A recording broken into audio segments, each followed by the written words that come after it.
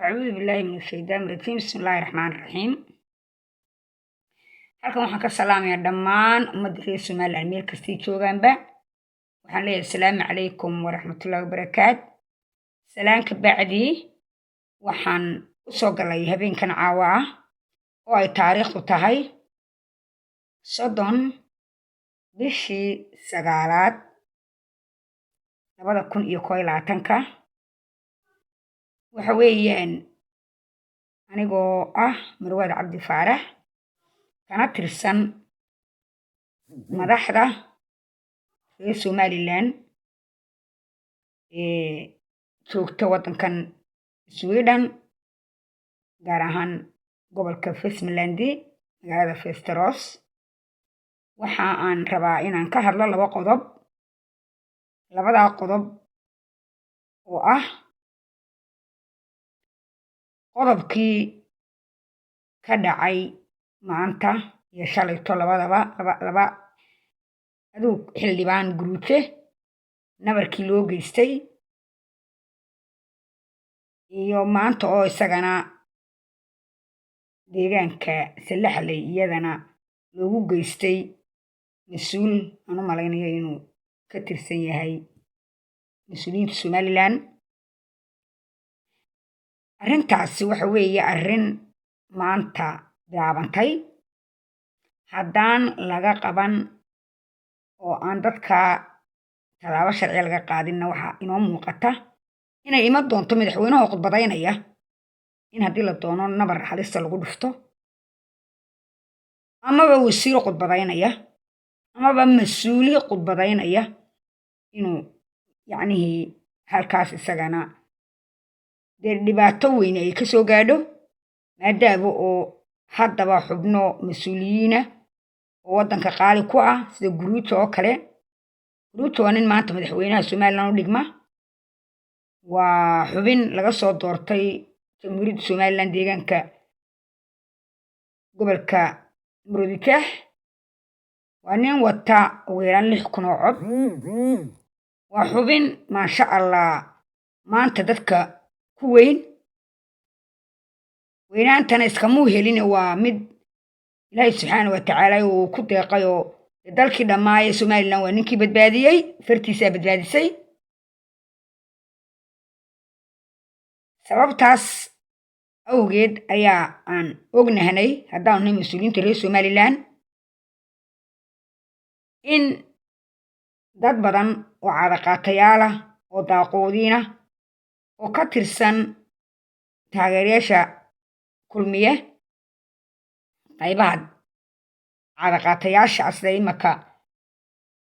waxun tilmaam ayaan ugu bixiyey magaciisa ma sheegayo magaciisii xumaaye lagu sheegi jiray ma sheegayo waxun tilmaam macalinka waxun tilmaam iyo dee xumaan bilaabe ayaan la hadlayaa waxa weeye xukuumaddu waa inay tallaabo sharci ka qaado inta u danaynaysa dalka Somaliland amaba wadajirka ama xasiloonida dalka u danaynaysa ee ilaalinaysa xubin kasta oo dalka mas'uuliyaddeeda mas'uuliyadda dalka u haysta sida xildhibaankaas oo kale amaba xildhibaano kale amaba xubintan Murudijeex waxaan leeyahay Salaxley ka shaqaynaysa ee Salaxley dee lagu dilay iyadana nabarka loo geystay arrintaa inta laba sharci laga qaadan anagu aan ku soo baaqaynaa aan baaq qayadhaama aan u soo diraynaa haddaan nahay mas'uuliyiintii qurbo joogta ahayd ee ka naxaysay dalkan Somaliland arrintana waa arrin aad u fool xun aan tilmaamay wax iman doonto waqtiyada ka mid ah oo idinka oo iskuullada ka khudbadaynaya ama meheradaha meelayaha ka khudbadaynaya oo hadal maayacan ku hadlaya xukuumadda Somaliland anigoo waliba la hadlaya ayaa iman doonta in nabarra madaxyada laydinkala garaaco waayo haddaa wax ka qaban weydaan idinka ayaa laydin imanaya wallaahi oo weliba iyaga rag baa dilay idinka dumar baa idin dili doona madaxa idinku dhufan doona waa iga talo arrintaas sidii qayrlaxada uga dhiidhiya arrintaa ka hadla arrintaasi emergency ay ku tana maanta waxba kamaydaan qaban shalayna waxba lagama qaban arrintaa dhacday maanta baan leeyahay maanta waxba lagama qaban arrintaa waa in si qayrlaxada wax uga qabataan waa in arrintaas aa ka hadashaan waxa weeye waa sheeko xunoo dee khaldan oo aan u malaynayo haddii wax laga qaban waaye inay noqon doonto dee dhita ooli doonto dalka ku ooli doonto cid walba nabar loo geysan doono cid walba oo la diidan yahay wixiisaa wacanuu wado in nabar lagu dhufan doono kawa xun wada ee imika xukuumadda wax qasaysa oo kalena dee kaba sii daran waxaa laga yaabaa 20 nabar inay maalintiini soo gaadhaan iyo 20 budh arrintaa wax ka qabta annagu idinkaanu idiin naxaynaa idinkaanu idiin turaynaa dalkaanu u turaynaa dadkaanu u turaynaa arrin aan la maqal oo weligeen dalkeena ka dhicin baa ka dhacday sida warku nagu soo gaadhina waxaa la leeyahay guruuje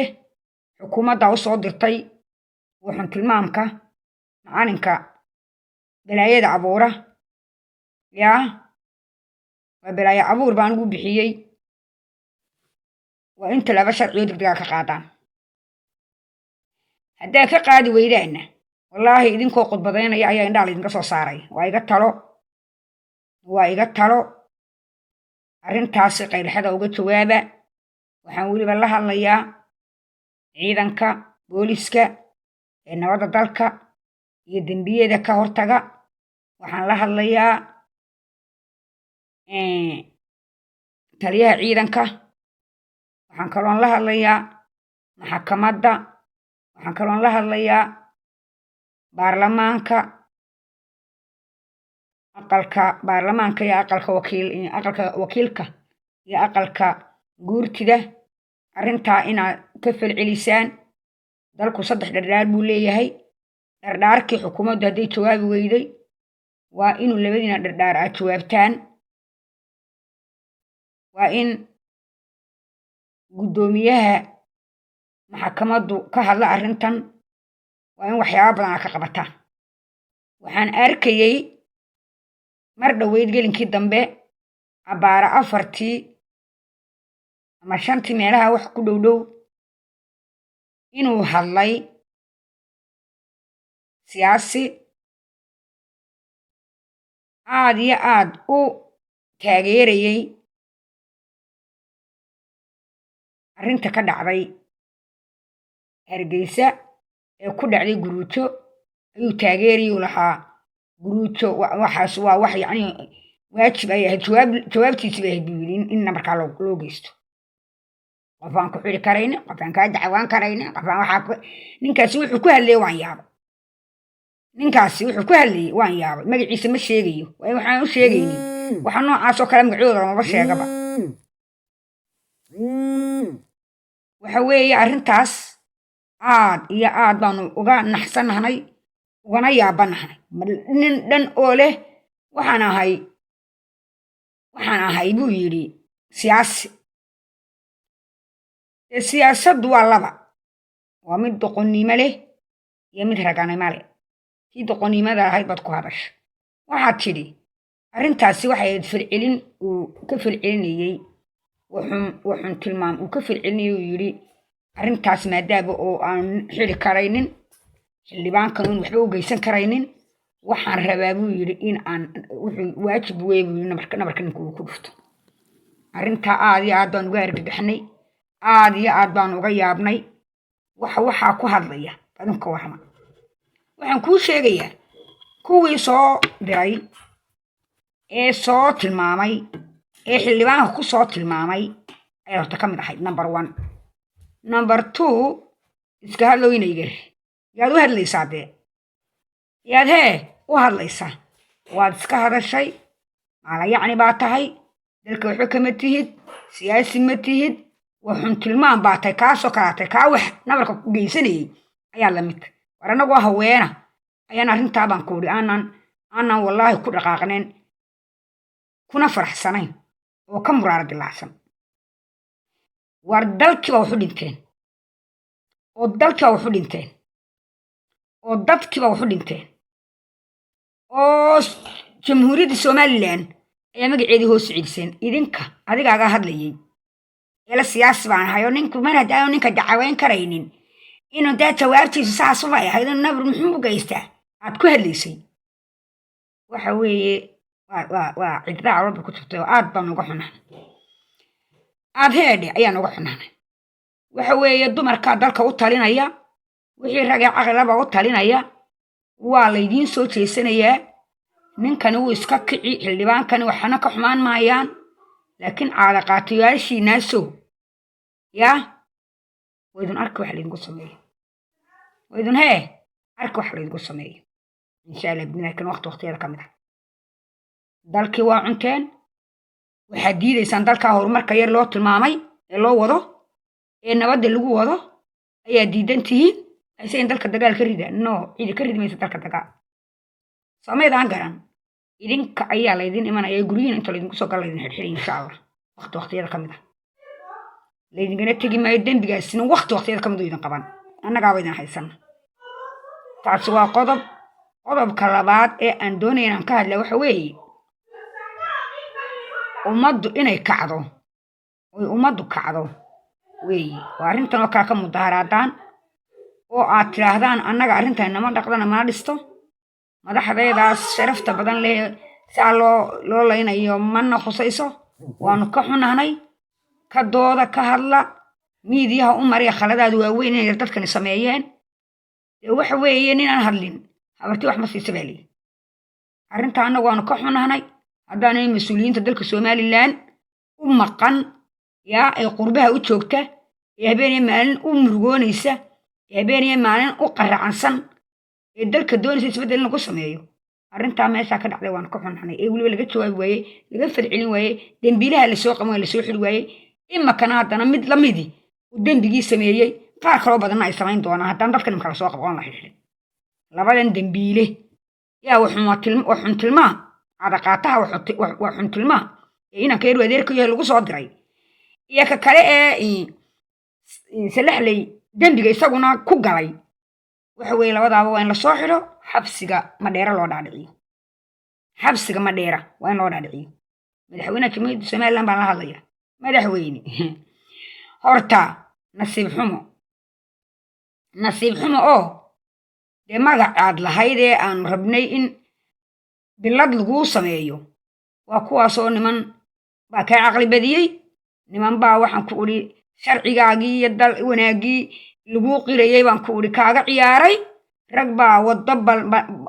waddo qoxondhale ku mariyey rag baa gogol kuu goglay baan kuhi quraanjiyo qoxondha ka buuxdo adaa halkaa isdhigay habaryar adaa halkaa isdhigay sorry waan ka xumahay halkaa adaa isdhigay bal maad annaga nala tashatid tala badan baanu ku siin lahayna yaa 5 sannadoodna way ku dhammaan lahaayeen magacaana meesha waad kaga bixi lahay waad kaga tegi lahay laakiin nasiib xumo dad baan u malaynaya inay xitaa sikilooj maskaxda xagga maskaxda yihiin ayaa talada ka qaadataa yaa dadka aad talada ka qaadatid ee maskaxda maanta maskaxdooda si aan u shaqaynaynin biliis hala tashan markaad codkayga dhegaysatidna waxaan kaa codsanayaa 100% inaad emergency akuutan dadka dembiyadaa galay aad soo xidhxidhid etoobiya aad sheegtay ilaahay oo may joogaan gaarisa ilaahay oo may joogaan soodaan soo qabqaba nimankaa soo qabqabo oo xidh oo xabsiga u dhaadhici yaa adiga iyo